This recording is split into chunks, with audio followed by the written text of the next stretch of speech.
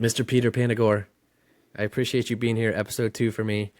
Um, yeah, I hear from the grapevine you have a incredible NDE experience, and want to kind of put the ball in your court here, Peter. And I would love to hear from you. And um, yeah, just be an audience member at this point, if that's okay with you.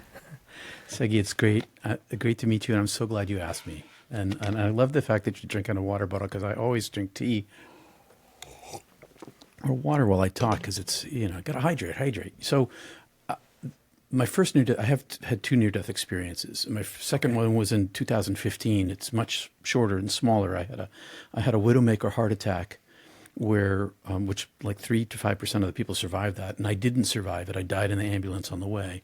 Wow. And in that experience, I popped out of my body and was greeted by the same angelic consciousness. Call it, there's an orb of intelligence, a radiant being. But at this time when it came to me, it was speaking in plurality, we, us, as opposed to me, I. And so it came to me and it said, we've been waiting for you, because I died the first time in 1980 of hypothermia while ice climbing in Western Canada. Wow. And so this time it came to me, and it was a really good day for me when I realized, I know this is going to sound bizarre to people, but when I realized that I was dying of this massive heart attack, I got happy. I'd been waiting to go home since 1980. Wow. Praying every day. Besides my interior practices, I also had this other prayer: "Take me home today. Today's a good day to go." And so I was like, "Oh wow, this is great! I get to go home." And then these things happened at the hospital. My son was there, my wife was there, but on the way to the catheterization lab, it's an hour and a half drive from where I am. I popped out of my body, and this angelic being came to me, and I started to go because I was like, oh, finally. And instead of absorbing me this time, as it did the first time, it absorbed me into itself the first time. We kind of went off parallel together, back up the proverbial tunnel. And as we went, I was like, wait a minute, I got to make sure everything's okay. This is like almost 10 years ago now. So I turned around and I looked back inside myself. And I was sort of like a cave shape. And as I looked inside myself, I saw my son, who was at the urgent care center with me and had said goodbye to me in a way that was like I could see that he knew that I was dying. Wow. He's only 26 or 28 at the time, and my wife was there. And so I kind of look at him, and I was like, oh, he's not ready. And I see my daughter, and she had just left this abusive relationship, and there was a brand new baby. And I saw the baby, who's now 10 years old.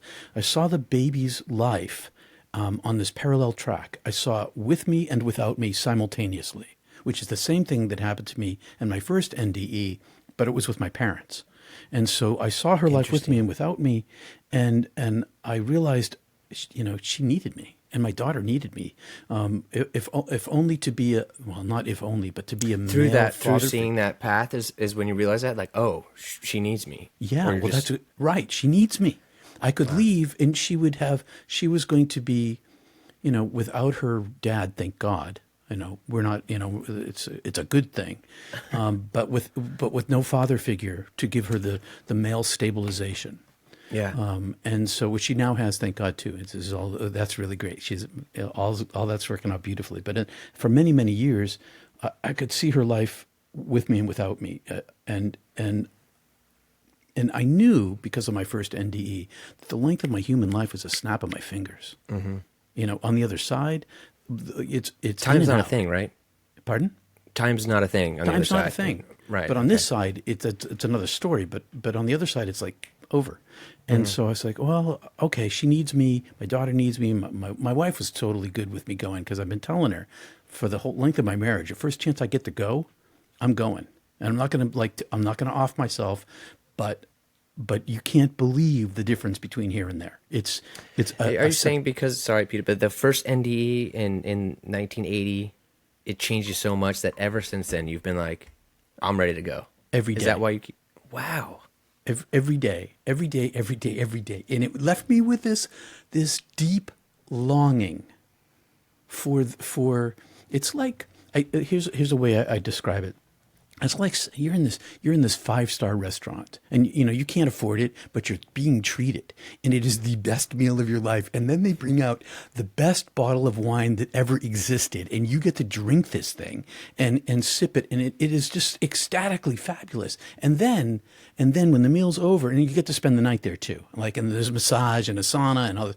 But then the next day, you got to go back to your mud hut where you got to walk for your water. There's no interior plumbing. It's like that. It's so radically different in the extreme that reality on the other side comes with a capital R, and reality on this side comes with a lowercase r. There's no comparison. Wow.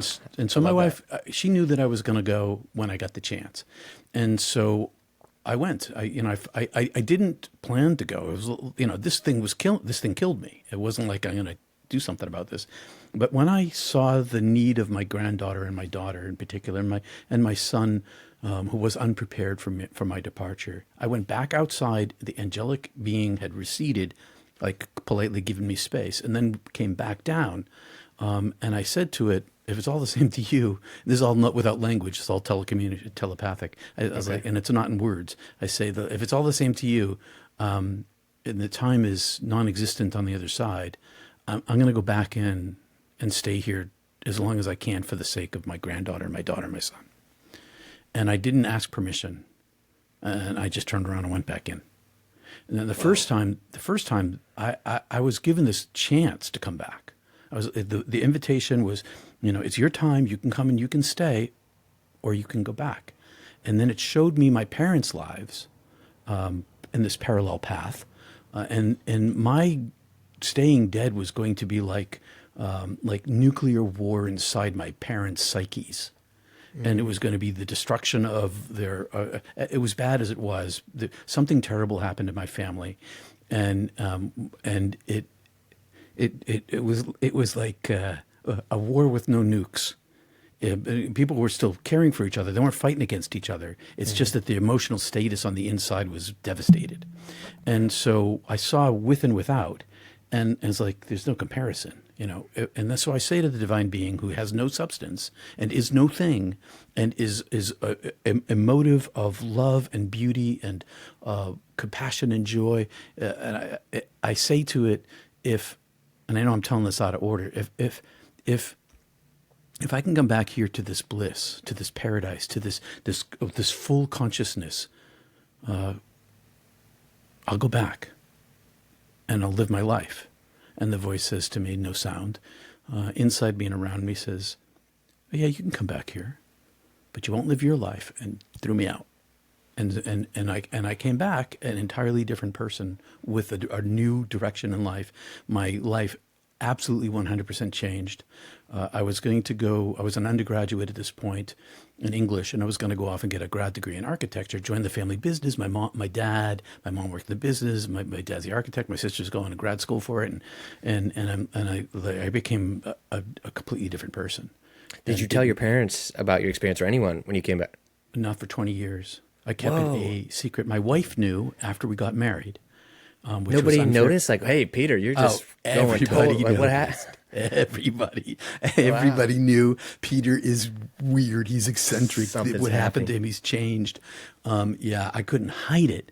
I just never told anybody what happened. And so what happened that night, we were ice climbing. And it was my first ice climb. I'd been a winter kid my whole life, backpacking, camping in the winter, skiing, snow caving. Like winter's my element. But I'd never been ice climbing. And I'd also been a mountain climber, so rocks and ropes and carabiners and all that kind of stuff, and a lot of backpacking. And I made a mistake. And my mistake cascaded into us being stuck on the face in March with like 10 feet of snow, way below freezing. Temperature dropped, hypothermia set in, violent shivers, eyeballs freezing in the back of my head, a loss of cognitive capacity, like it made me stupid, made bad choices, lost my coordination, all sorts of terrible things. And I'm with this climbing partner who was. I'll leave out all the story. Tim was a certified lead climber, and I'm the one who made the mistake. And so we had to rope up and try to descend from 500 or 600 feet in the dark on a cliff with no lights, no food, no water. Fortunately, we were eating snow, but while hypothermia is pressing down on us, and we're trying to maintain our cool and our controlling our fear, while every step we have to move to stay warm, but every step we take reduces our energy level. Because I was a skinny mini 20-year-old with no body fat, and so eventually my body started consuming itself. But Terrifying. Pardon? Terrifying. Oh, it was terrifying. It was the scariest. It was so traumatic, Segi, that every single time I told my story, once I came out to tell people about it, I cried. I cried and I cried. I couldn't help it because of the trauma with it. And back in 2016, I went back to the place.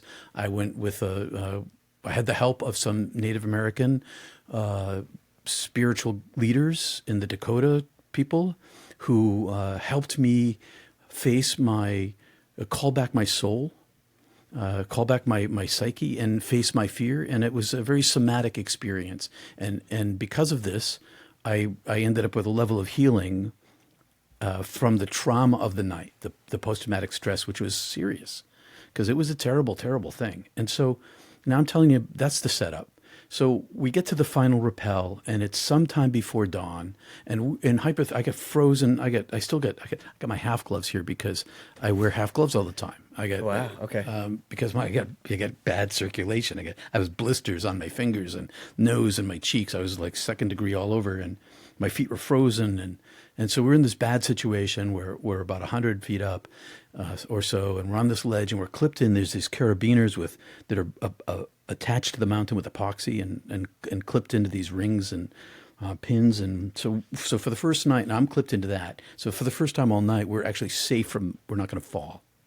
And I have the rope, but we're in a like extreme end of hypothermia.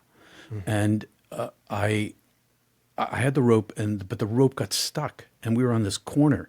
And so as soon as I tried to pull the rope down so that we could make our last descent, it jammed somewhere way up above me, and I couldn't get it free. And so we can't go up, we can't go down, and hypothermia continued to advance. And at one point, now comes the NDE. I'll leave out all the things that happened at the end. At one point, I had this tunnel vision that was a collapsing circle, and as it collapsed, I'd been falling asleep a few times because that's what happens in hypothermia. I fell asleep, fell down, whacked my head, get back up, had a helmet on, and so this last time, it starts to collapse, and as it goes black, I think to myself, I must be falling asleep, but this is totally weird. I'd never seen anything like this before. I was confused, and when it went out, I didn't fall asleep. I woke up. It went to total blackness, and I'm awake. And I'm in front of my body, and the mountain is gone. And I feel like I'm standing, but I know that I can't be standing because I must be asleep. But, so it was very confusing. And in front of me, where the mountain should have been, there was this vast expanse of what I call a velvety darkness. And this velvety darkness was not threatening at all. But I didn't understand what was going on. And way far in the very far distance, a single star appeared, like, I don't know how far away, very, very, very, very far away. And it appeared into existence, and it was white, and it rushed across this vast distance. And as it came to me, like in a flash, it approached me, and it communicated to me telepathically, "You're coming with me, I'm taking you, you're mine now." And I was like, oh, I have no idea what's going on here. And so I'm like pulling up my willpower that I'd been driving myself. Do you feel like night. yourself? Do you remember feeling like, oh, I feel like how I was back there? Well, that's a really good question. I had no pain. I didn't feel like I was when I was alive. I was simply, what I was feeling was confusion. Confusion, I wasn't scared, but I didn't have any more pain. And I didn't want to go anywhere. I was like, I'm not going anywhere. I'm staying right here. But yet I wasn't fully in my body. I was sort of in front of my body. And as I'm it just snatched me. Just like that, like you're grabbing a bunch of lentils out of a bowl, whoosh, just like that. And now I'm in the fist of this thing, but it's not painful. It enters me inside itself, and it's this gigantic orb, and I'm inside of this transparent intelligence that's communicating to me mercy and intelligence and comfort. And I have this experience where I know that as large as this thing is, it's a tiny, tiny piece of this other thing that's much larger, that's sort of communicating to me through it. So it's like it's in superposition. And so I'm inside of this entity and I can't move, and I feel my soul severed from my body. There's like no more connection. I feel like the snip happens, and my physical form remains similar, but there are no molecules left to me. I am made out of light, and I'm inside of this thing, and I can't move, but I am in absolute comfort. I'm not disturbed, not even nervous. I'm not even confused anymore. I'm just like, and I'm traveling inside of this thing, this entity that was just feeding me. Like when I say it's intelligent, I was like its intelligence was the size of the universe compared to a little tiny amoeba, and I'm the amoeba, and it is this massive intelligence, but I'm in comfort, and as it speeds away back to where it came from, I'm inside of it, and I have 2 points of views. I have a point of view inside of this entity. I can see through its transparency into the darkness, but also I've got this, I'm like an eye of God seeing me inside of it and I can see this orb of consciousness. I mean, I could see it. But when I looked toward that space, I couldn't see the eye, but I could see the eye from, it was weird. Okay. So I'm like paradoxical. I don't understand it, but I was in 2 places at once, and one of the me that was the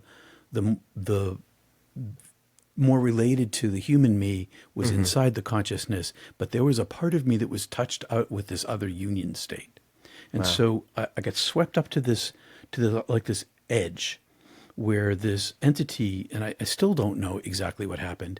I don't know whether it popped open or I popped out of it, but suddenly I'm in this even more vast space, and I am absolutely alone. And it is the size of the universe. And now I'm the size of the sun, and I am an energy entity of consciousness, and my thinking is my feeling, is my seeing, is my self-knowing, I am oneness. And I realized that I've always been this thing. This has always been me. I'd never actually been a human being. That's where I'd been living. But this is, and so I had this immense self-recognition and sort of like homecoming feeling. And I can see in every direction at once into this darkness. Now this is no thingness. I am not a thing. I'm not, we talk about it like light, and everybody's like, oh yeah, I got lights on up here. And it's light, but it's not photons. It's not it's a different light too. We can't really put it into words, right? I mean, it's a different kind of light. Completely, but it's more real. And so I am this thing, and the darkness itself, it's dark, but it also has a luminosity inside of it, because I can see in it. And I can see all the way to the edge of this womb that I'm inside of, and at the edge of this womb, which is sort of like a big huge bubble, like I'm in the egg, the cosmic egg, is a barrier that I can't see beyond, and that barrier I know is infinity, and I'm in some kind of space that is a reduction of that infinity that allows me to have this separate consciousness, and I love what I am. And then that darkness, it opened itself. This infinity tore open itself, and out of it poured this light. And the light is, and I'm as big as the sun. So I don't know if you've ever seen the star charts where they show the sun as the size of like a pin prick. And then there's got like Betelgeuse is this, it's like the size of a house. It's like Betelgeuse, and it's and it pops out of the darkness, and its luminosity is the most seductively beautiful, desirous I'd ever experienced, and it was pouring out life, like life itself was pouring from it. And as soon as I saw it, I wanted it, and as soon as I wanted it, I was next to it. So my thought was my action. So I thought it, I was there, and I'm right up next to it, and it's got this, it's sort of like a waterfall, and this waterfall is gigantic, and it's in front of me, and it's simultaneously singularly, brilliantly white light, and simultaneously a septillion pixelizations of photonic pixelizations of individual colors that I can't even describe to you. Every color and more, and it's these two things at once. It's not flipping from A to B. It is them At the same time. at the same time, many and singular, and it's got this like layers to it. It's sort of solid. It's flowing, but there's a solid layer. But I can see the solid layer, and simultaneously I can see into it. It's also translucent because I can see into it at the same time, and it's transparent. I can see all the way through it. So it's all these things at once, and it's also radiant. So it's pouring itself out, and I wanted it. So I touched it with my being, and as I touched it, it sucked me in, drew me in, opened me, poured inside of me, and inflated me. And so now I'm in it, and it's in me, and I'm inside of it. And as this is happening, I go into a life review. So now I've got instantly, as it's inside of me, I am radiating its light now, and I have sort of a humanoid shape again. And the radiance of the light is, it's maybe 6 or 8 inches off my body if I was going to give it a measurement, which, this is all metaphor. And so in front of me is this gigantic eye, the size of, Betelgeuse. And this eyeball is staring at me, and it's all of its radiance is pouring into me, and it's speaking to me as it's creating me. So I understand that it is creating me in this moment, and that it has always been creating me, and that it made me and is my creator. And as it's seeing me, I see levels of myself, like this level and other levels and other aspects of myself that as this progresses, those become more evident. And as it's seeing my life that I had just lived. Only it's not just like watching a movie. It lived my life with me. It knew everything about me because it was me. And I still had some independence from it. But it experienced everything, and it says to me, I have always loved you as I love you now, even when you did these things that you shouldn't have, hurting people. And so as I became aware of the hurts that I caused to people, I found these in aggregate, like the top of a pen, the size of a pen, all of these things. And so it's like 99.98% light being and 0.02% darkness, but the darkness was really dark. And so I didn't want it to be seen. I was ashamed of this, of these things that I had done. And so I tried to hide it. And as soon as I tried to hide it, I entered into it. And once I was inside of this darkness, my life review ceased to be everything of my life and became all of the pain that I gave away in my life. And so I became every person I'd ever hurt in my life. Oh, man. Their emotions, their psychology, their physicality, everything. I became them and simultaneously, again, I'm in two places, as I was also myself, all of my emotions and psychology and reasons for the entirety of my life, why in this chronological order, why I was causing this pain to all these people. And I was me and all of these people all at once. And the pain that I intended to hurt them with, all of that was bigger than I had imagined when I was doing it, much bigger, 10,000 times bigger. And it attached to me. And so I understood that not only did the divine live inside of me, it lives inside of everybody. It is everybody. And so it wasn't like a recording of those experiences. They were the experiences themselves. And as this was going on, all of this light from this Betelgeuse-sized star of love was still cascading over me. So all of this light is still cascading over me like irresistibly beautiful. And it's speaking to me, I love you, I love you, I love you, I love you, I love you. And I'm caught inside my own darkness. And as I am in this darkness, it shows me all of humanity at once. And it shows me that I didn't make me. And that the whole structure of the universe is this reduction from this purity. And as a result of this reduction from this purity, it makes mistakes. And that it wasn't my fault that I didn't design the system. I made choices, but I didn't design the system. And I saw that every single person, every single human being was on level with everybody else. Everybody. I mean, everybody. No up, no down. Because in comparison to the infinite, unlimited purity of divine light, everything was equally less than. And yet everything was equally loved. And as this is going on, I understand that that although I made these choices and mistakes, I hadn't designed the system of my own body. And so as this, and that all the love that I had given away and all the love that I had collected in my life, people had given me, became the ear of my heart. Mm. This is all simultaneously. It's all happening at once. It's not like a sequence. Boom, it's all at once. And as I listened to the love that is cascading irresistibly over me, like I couldn't resist it, I turned to it. And as I turned to it, I'm free. And all of these, St. Catherine of Genoa, I think it was, talked about the purgative fire of divine love in one of her mystical experiences.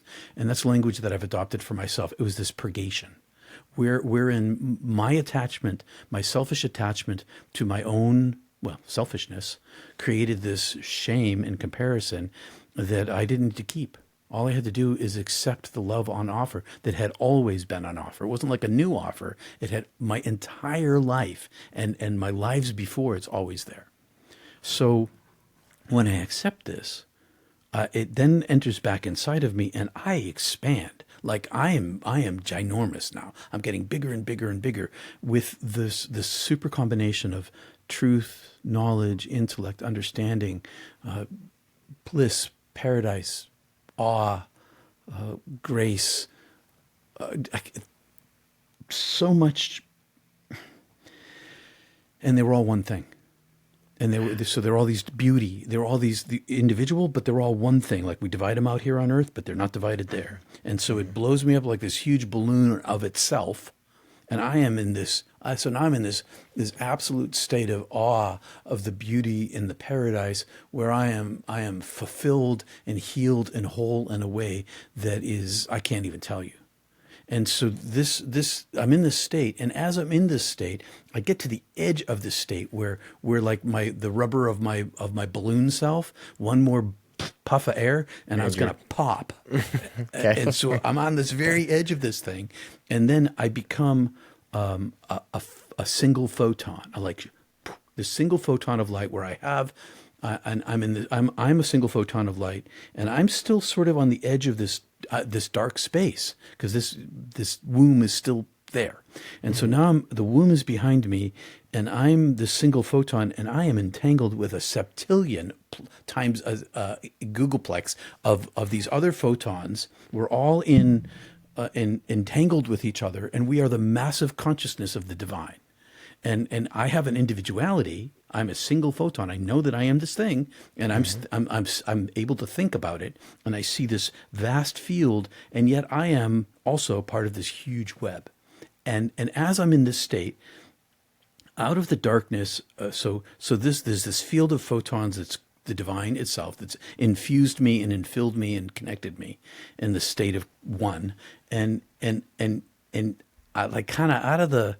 Like I didn't have any eyes, but I see there's this edge of infinity still kind of on this behind me, and this edge, out of this edge of infinity, this tube pops out, and this tube is gigantic, and it's empty for a distance, which I understand as time and distance, and then inside of it, partway away from its origin, where it's the divine still telling me that I make you. You're my creature. There's all these little worlds, and all these little worlds are like marbles, and all of these marbles are me. I am this photon self. I am inflated self, and I am this tube. This tube is also, it's like my incarnatable soul self. That's sort of below my these other two levels, but it's also still me. And inside of this soul is all these lives, and they're not like dead lives. they're still there. And so I get curious and I say inside, can I look? Show me. And I zoom down. I am zoomed down into one of these lives, and I go into the soul and into this little world, and I'm a guy walking down a dusty road with a bunch of friends. Everybody's bearded, and I'm dressed. Do you mean when you thought it, you went in and then you actually went to a whole other world? Another world. I was another human being. Whoa. I was in somebody else's body, but it wasn't somebody else's body. Right, It was my soul. Mm-hmm. All right, so it's my body, but it's not my body. I'm kind of like, I knew that this person didn't even know that I was there, and I became them. Wow. And I'm speaking another language, and there's palm trees and donkeys and dust, and we're having this conversation, and they start to talk to me, and they ask me a question, and I know it's a spiritual group, like spiritual people walking along a dusty road, some ancient culture, and I can see my feet. I got like over long toenails, and I'm wearing sandals and hairy legs, and because I look down like what the heck, and the dust is popping, and I'm astounded, and I understand this language that they're speaking. And they asked me a question. I turned to answer it. And as soon as I open my mouth, I'm out. And so now I'm out, and I'm kind of swung around backward, back toward earlier in my timeline. And I'm stuck inside. I go pop into this other world. And now I'm like a little lizard creature. And my brain is way less developed. And what I experienced was hiding in the dark, absolute stillness. So I had this combination of being completely still and knowing someone was trying to eat me. Like there was a monster out there gonna consume this little tiny gecko-like size thing, and everything looked weird to me because as I looked at it was all these different colors and patterns, and not human. And then I was pulled out of that, and I wanted to know, and I don't talk about this very much. I wanted to understand the entire structure of everything in our universe, like quarks and molecules and geology and astronomy and cosmology and biology. I want to know everything. I wanted to know how the whole thing was structured. And in an instant, all of that knowledge was inside of me except for how it happened. How it happened was beyond my capacity for knowledge. I knew everything that I wanted to know, but I couldn't understand how it was created. It was beyond me. And then that ended, and I ended up kind of in this dark space again, and the voice is in me, and it is the entire womb. And as it's speaking to me, I say, "Oh, I can sense my recent life," and I ask, "What about my parents?"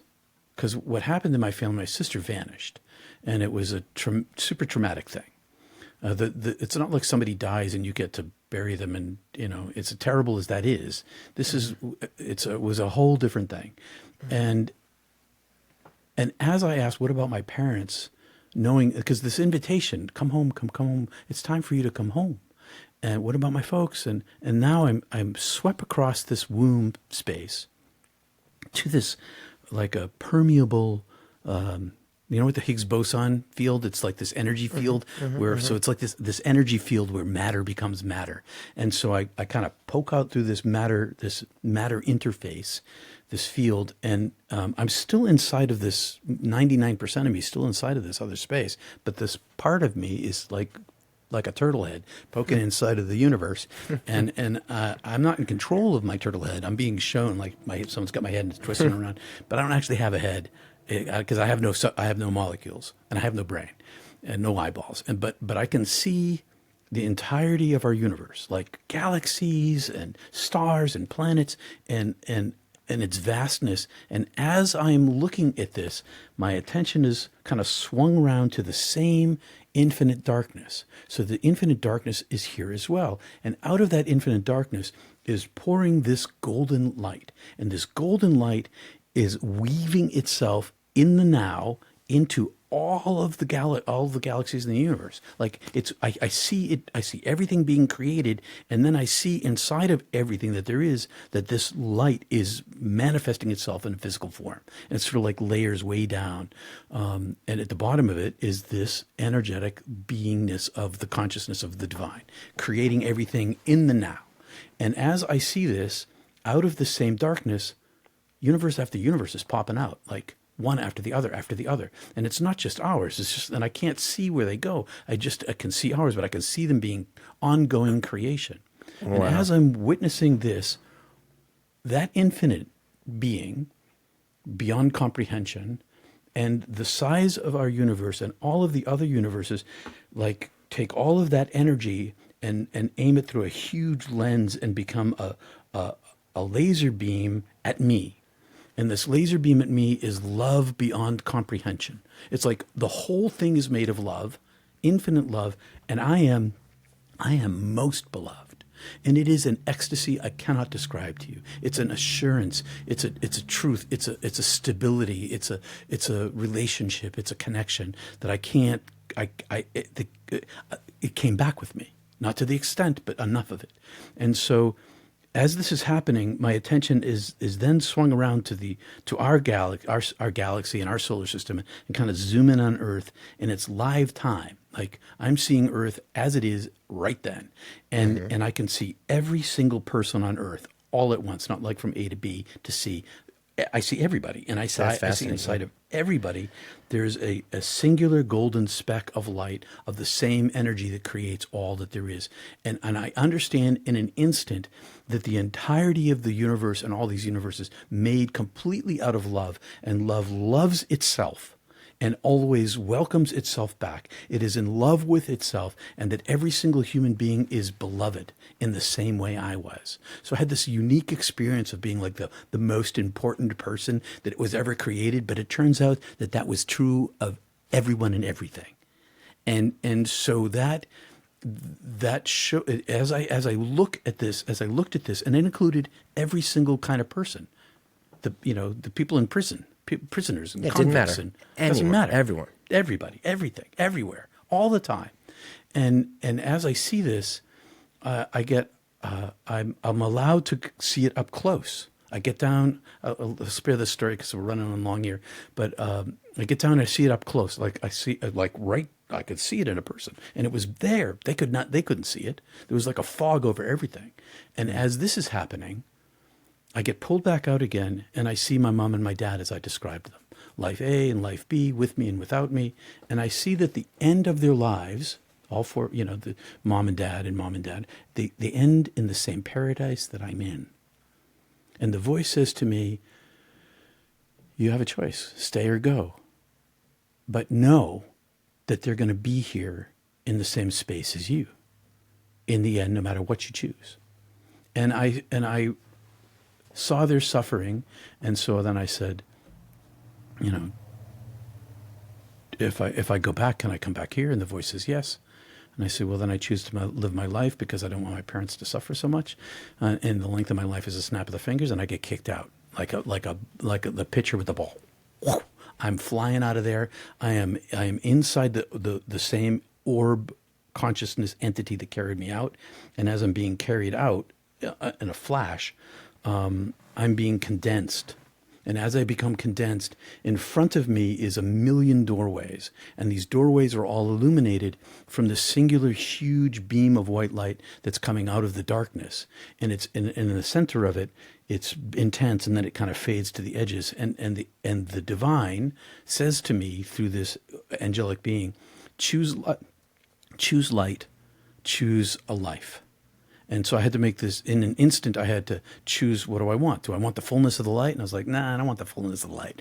That's nobody can relate to me. Because I also knew, I knew that I was going back as a reluctant messenger. I didn't want the job. It's just that was part of what happened to me, that you're going back, you get this thing.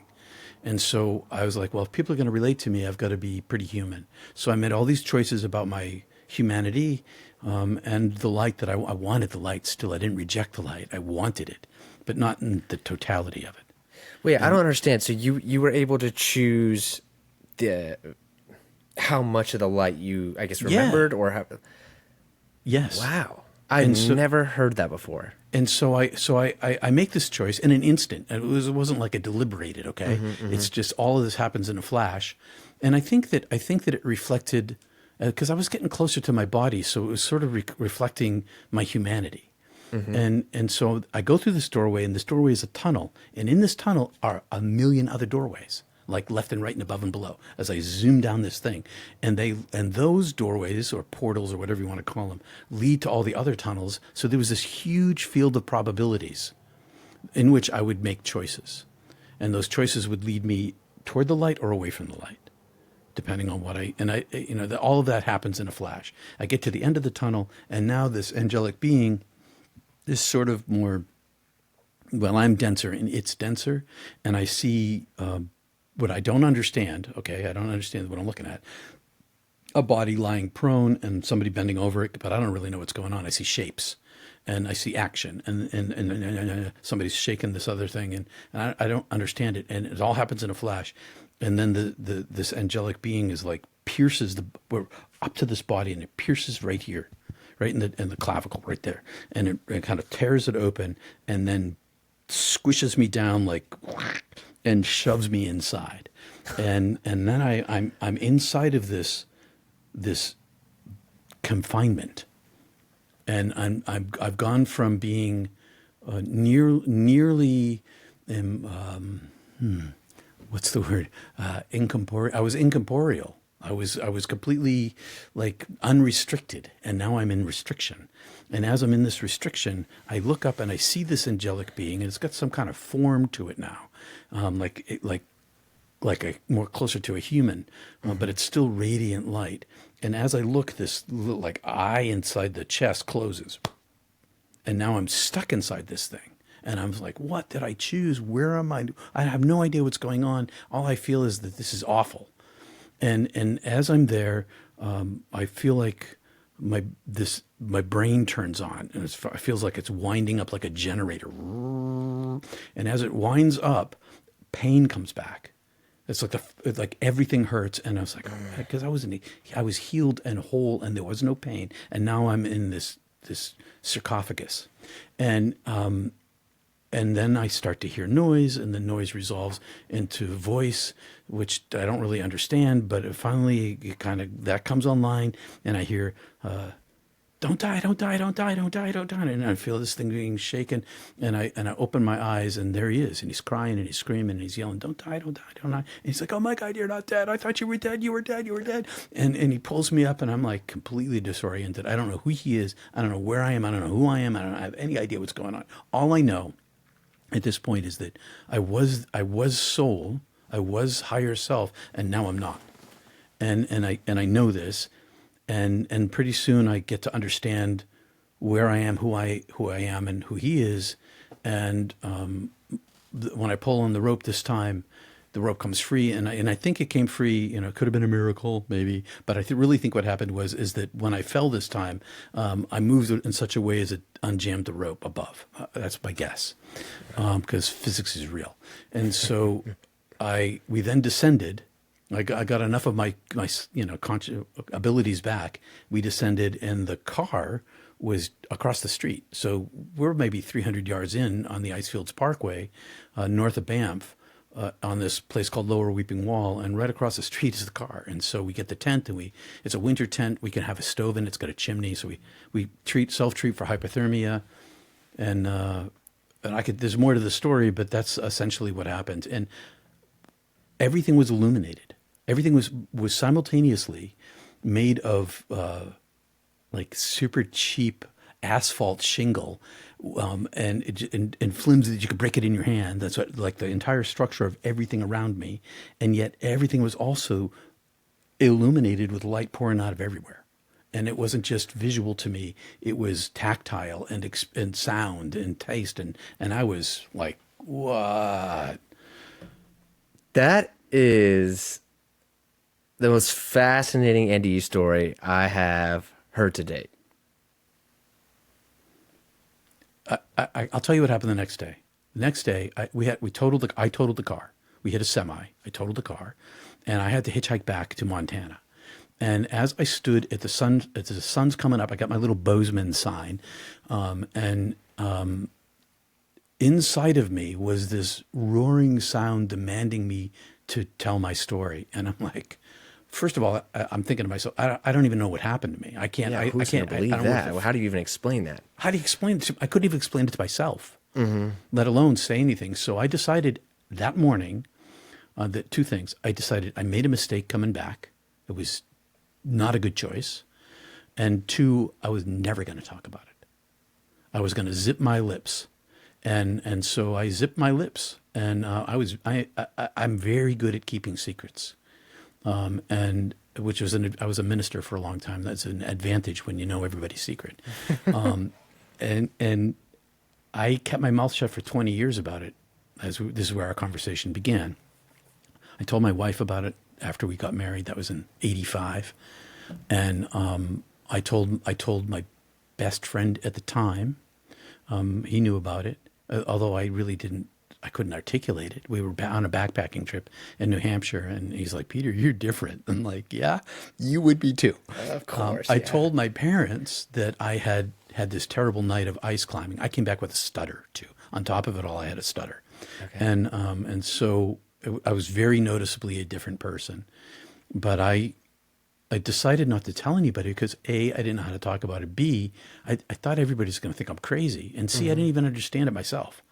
And so I ended up going to divinity school for a master's degree to study mysticism, which they really don't teach in divinity school. They teach theology. But I was fortunate at the university I went to that they had professors in the religion department that taught mysticism.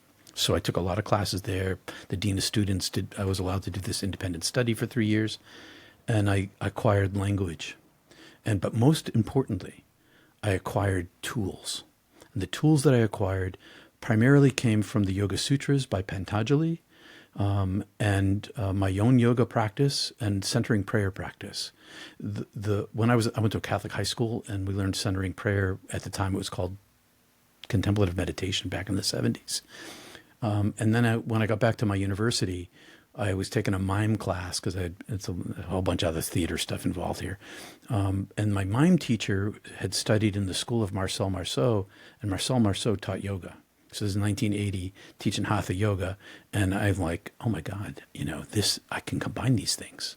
And so I combined my yoga practice. And plus I came back with this energy that was inside of me that I could feel inside of me. And so I decided to do the deep dive inside myself, because if I couldn't take my own life, because another thing, I was told I couldn't kill myself. So the reason why I prayed for my death every day is because I couldn't kill myself. When I was in high school, I tried to kill myself once related to this whole thing with my family, and I failed. And so it wasn't a stretch for me to have this ongoing suicidality as a result of this intense longing to return home and knowing that I'd made this mistake. But I had this preventer put on me. Can't take your life. It'd be bad. You take your life. When we first started this call and you said every day I wanted to die, I was like, I was like, man, I thought you were kind of just hyperbole. You're just kind of saying that. No. Nope. When you experience something that intense, that real, and then to come back in this meat bag, it's just... And all the suffering that goes around with it, including everybody else's. So I came back with this, and a lot of NDEs come back with this. So we've got this empathy thing going on. And it's not like, I feel empathetic. It's not, or I sympathize with your feelings. When I was feeling other people's feelings. Like if they were angry, I felt angry. If they were happy, I felt happy. And it was really confusing for me because I didn't work at it. It just was like, I'd be in a crowd of 3 people. I'd be feeling all of their feelings. And so there was all of these different feelings, and I couldn't tell where my feelings began and their feelings ended. And it was just this, I became this super permeable, super absorbed. I was like a sponge absorbing everybody else's emotions. And I was on my own. There was I didn't even have a name for near-death experience, let alone understand at all what it was about. And the reason why I went to study mysticism is because as an undergraduate, I was an English major. I'm from Massachusetts, and I lived almost next door to where Henry David Thoreau and Ralph Waldo Emerson lived, and Emily Dickinson, and and I studied the Romantics, Blake and Coleridge, and all these, and they all were being influenced. They were all sort of mystics. transcendentalists they were called, and they led me to Eastern studies. And so I decided that if I didn't understand what was going on with me, it must be something like that. And so then I found my peer group. They're all dead people in books. Well, whatever floats your boat, Peter. Gosh, thank you for sharing that. That was incredible. That was also so unique. I don't think I've heard anyone say, I mean, you got a front row seat to creation, like universes getting created, but you were watching it from, I mean, it's just fascinating. Everything that you said was fascinating. I don't know why. I didn't know. The biggest question for me when I came back was why me? I still don't know why. Yeah, because you got the life review, which is people talk about that, but you got a whole lot extra going on there. And it messed me up wicked in terms of, social society and it left me. And that's part of the reason why I was angry for a long time. I was angry. I was depressed and angry. That. And it's like, what did you show me all this stuff for? And you put me back here. And the answer was, you chose that. I'm like, well. How do you feel about that now? Like sitting here today, I'm totally come good. to? Okay. I'm good because I spent 20 years in meditation and yoga, and more than that now. It's 40 years. Okay. And then I had all these other mystical experiences as a result of this, and prior to my NDE, my first NDE, that kept giving me support, divine grace, new knowledge. And then when I died again that second time, it's okay. I made peace with being here, and finally, it wasn't like I was not enjoying myself. I had as much fun as I possibly could. I mean, that's part of the whole thing for me. Is like, okay, if I have to be here, I'm gonna play. I like playing. I'm gonna play as much as I can. But after that second NDE, I came back, and that prayer of every day asking to go home just went away. It was gone. And once in a while it comes back, but I'm hoping third time's a charm. I get out of here. Now knowing your story, I don't know. I know. I don't know. So I get a little story. So one day I lived on this island off of the coast of Maine where I was the minister, and a lot of characters on this island. And there was this woman who was fabulous, an artist, and she also did palm reading. So I go to her one day for palm reading, and she looks at my palm and she says, "What the heck is that? Your lifeline, it's broken and connected with twice? What?" So maybe it's only 2 times. I don't really know. But so I was like, I don't know, Becky. I don't know what you're talking about. That's funny. Can I ask you a question? It's going to be totally random, I guess, but Sure. I just came across it, I guess, in the last 2 weeks. Curious in your thought. It's called, what is it, Kabbalah? Oh, yeah. I know a little bit about it. Not much. Very little. But Okay. Jewish mysticism, it's real. Long history. I don't know why, but it just hit me. I want to say about 2 weeks ago, I came across it just from podcasts and things. And I was like,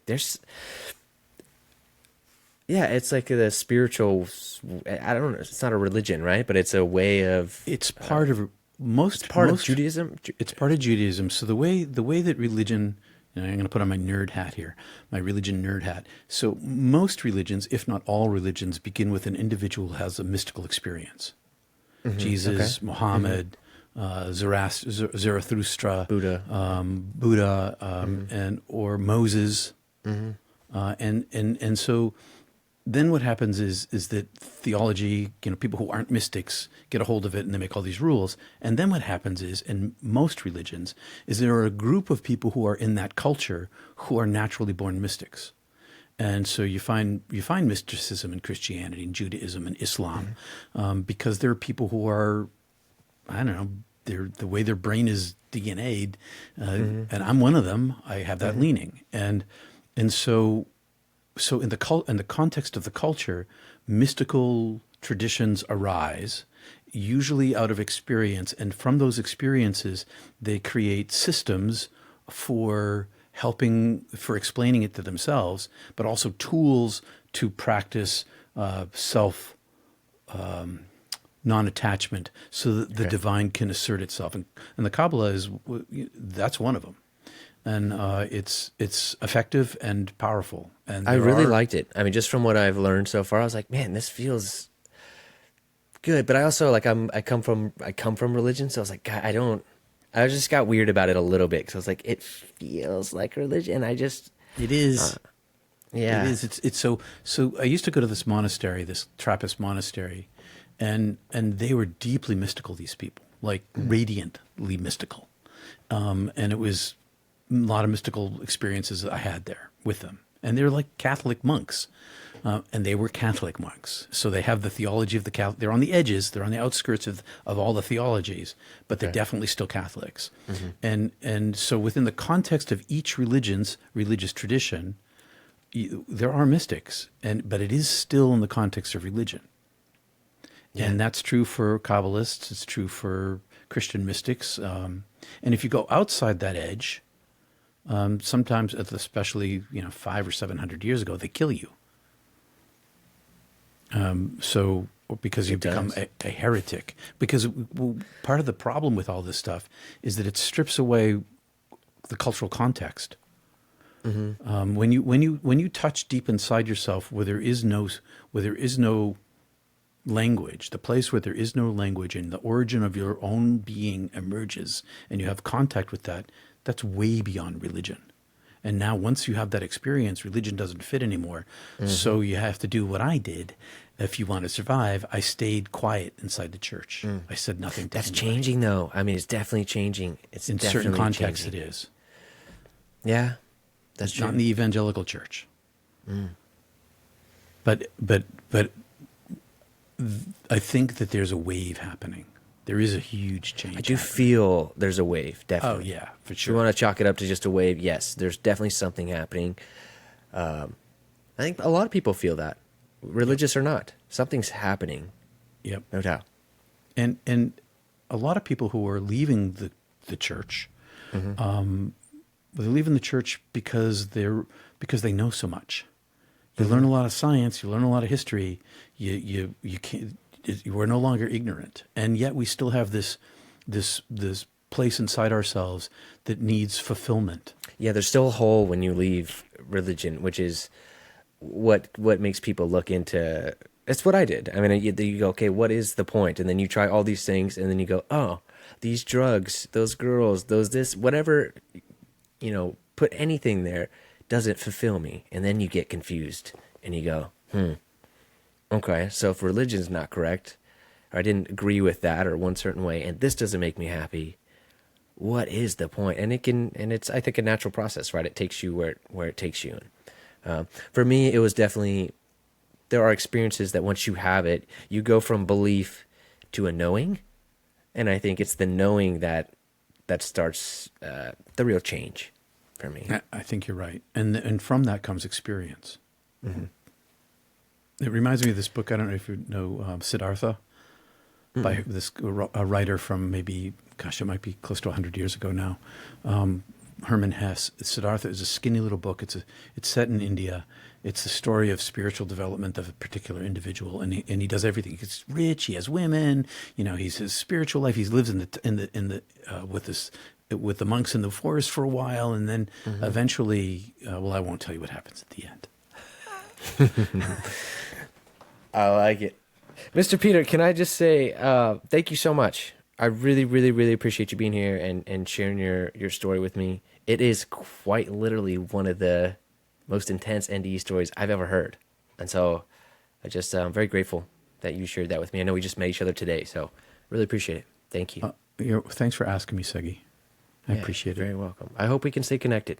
Me too. I will post on the channel, and I'll obviously share it with you. So Super duper. Thanks. cool. Thank you, Peter.